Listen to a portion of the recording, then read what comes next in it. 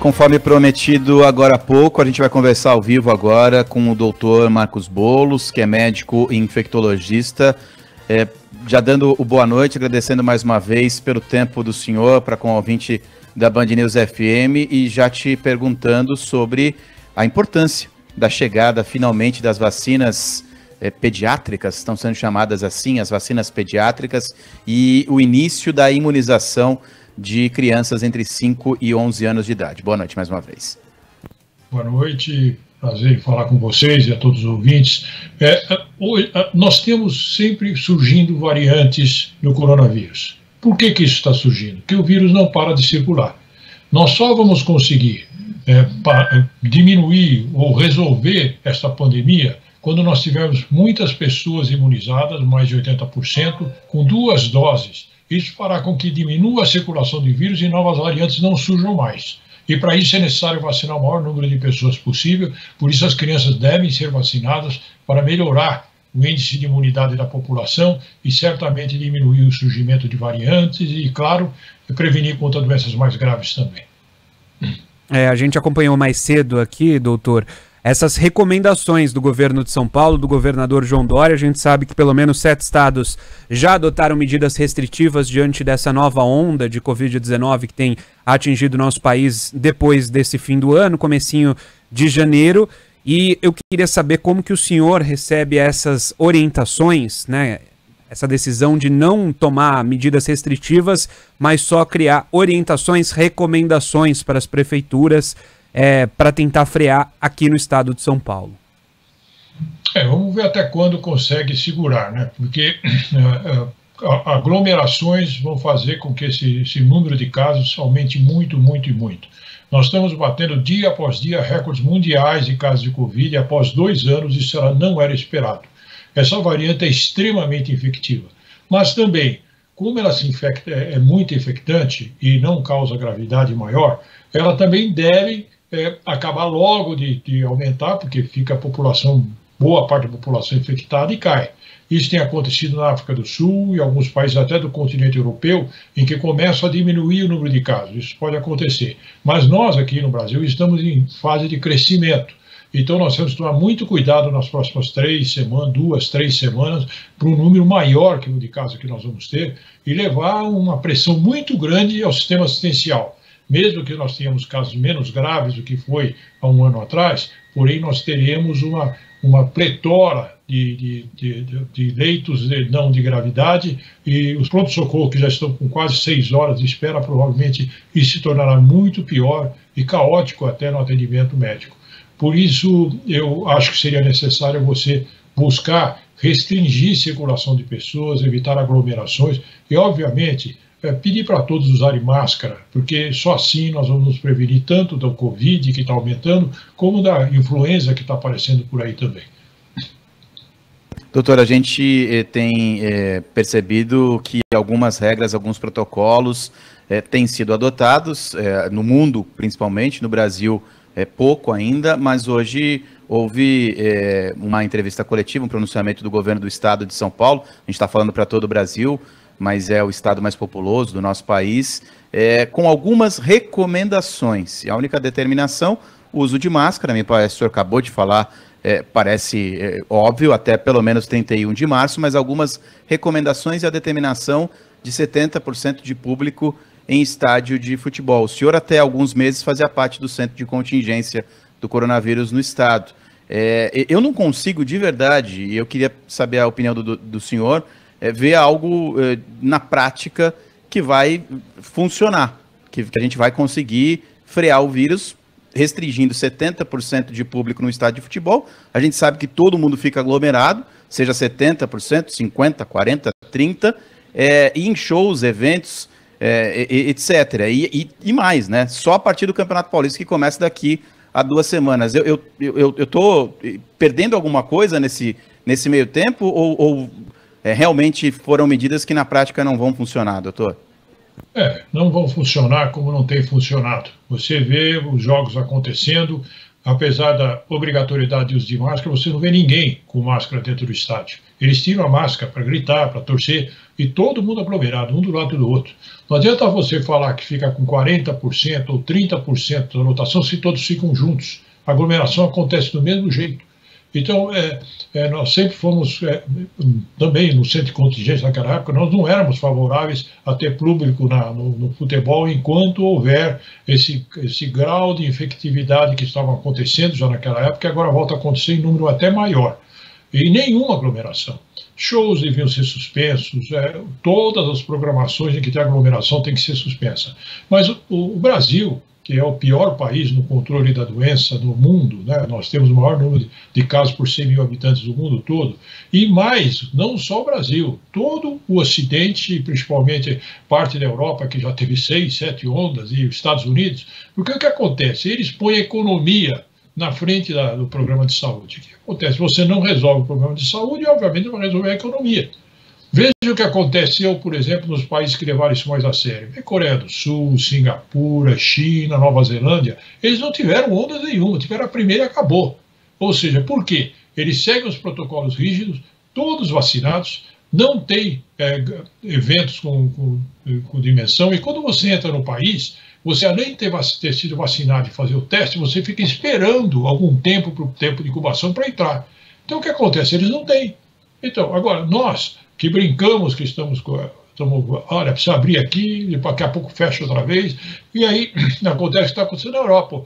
As pessoas ficam fazendo um movimento contra qualquer restrição, porque se abre e fecha, deixa todo mundo cansado.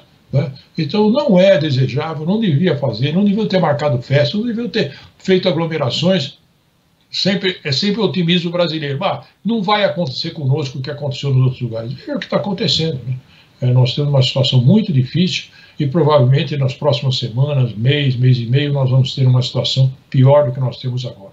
Vai melhorar? Claramente que sim, porque quando sobe muito rápido, como acontece com essa variante, também cai muito rápido, porque as infecções são universais, pega todo mundo praticamente, então ela cai muito rapidamente. Dr. Boulos, hoje mais uma vez o presidente Bolsonaro adotou um discurso contra a vacinação de crianças. E eu queria saber qual recado o senhor pode dar aos pais e mães que, diante desse discurso reiterado do Ministério da Saúde e também do presidente da República, passaram a reconsiderar a imunização dos próprios filhos contra a Covid-19. Esqueçam o que ele disse. Ele nunca fala nada que seja adequado. Eu não me lembro de uma fala dele que tenha tido alguma base para ele falar. Ele tenta falar coisas que ele não conhece, né? Ele não conhece nada de saúde. E não só o não conhecimento, que ele pega numa corrente errada, corrente de parece que a vida não tem valor, é muito mais valor o dinheiro do que a vida das pessoas, a economia que é mais importante, então as pessoas morrem. Nós tivemos quase 630 mil pessoas que já morreram de Covid, e brincando, veja o que é 630 mil pessoas, quantos órfãos, uma geração de órfãos nós vamos ter nesse país, é uma coisa impressionante. Quando fala, as pessoas que perderam parentes por seguirem essas falas inconsequentes do presidente deveriam processá-lo por isso, porque aconteceu, porque ele é diretamente responsável por essas mortes, pelos conselhos que ele dá e pela posição que ele ocupa, que ele deveria pensar não apenas no que ele fala, mas o que diz a razão do mundo, que o mundo todo é assim e ele é contra. O que você pode fazer? Foi eleito. Espero que nunca mais ocorra coisa como essa.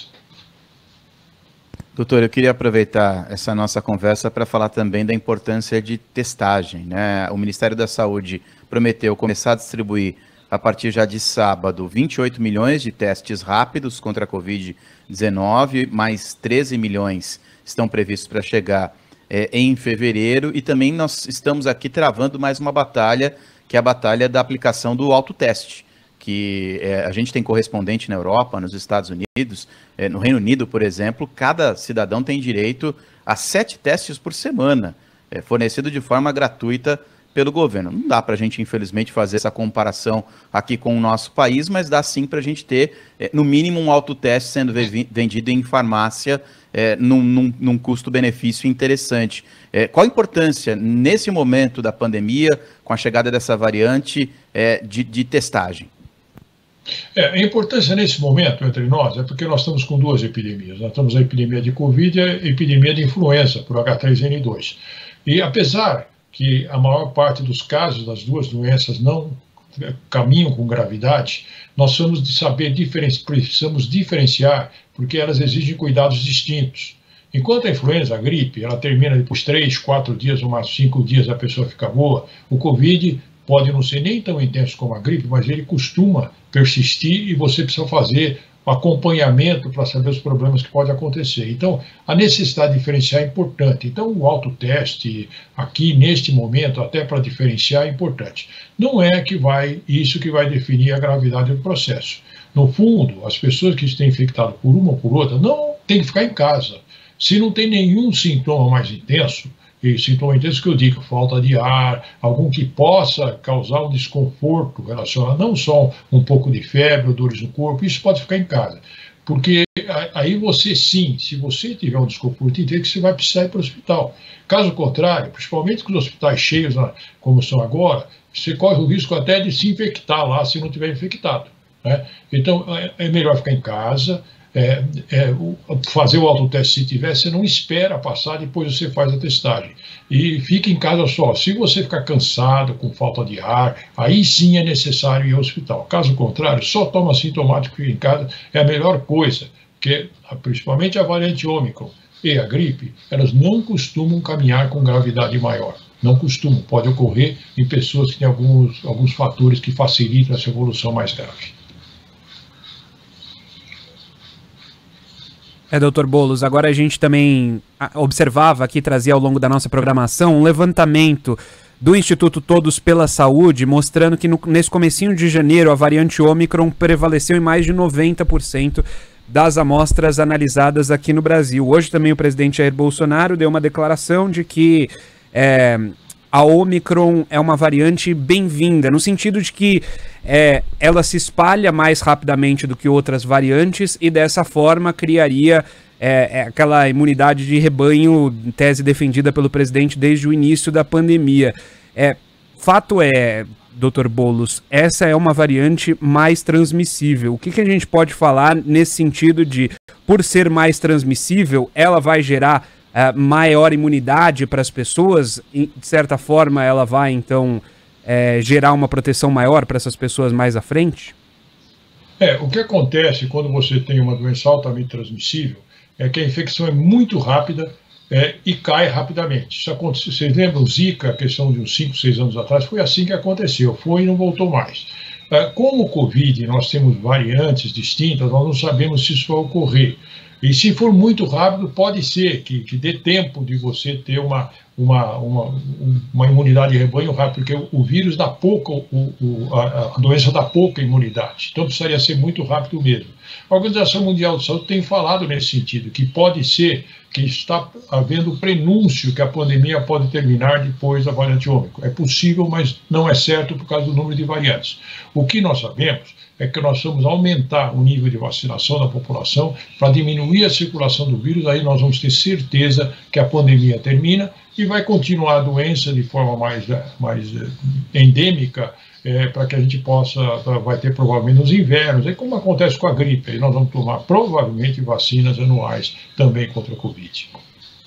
Obrigado, Dr. Boulos. Conversamos aqui na Band News FM com o médico infectologista Marcos Boulos. Obrigado pela disponibilidade, pelo seu tempo para esclarecer as nossas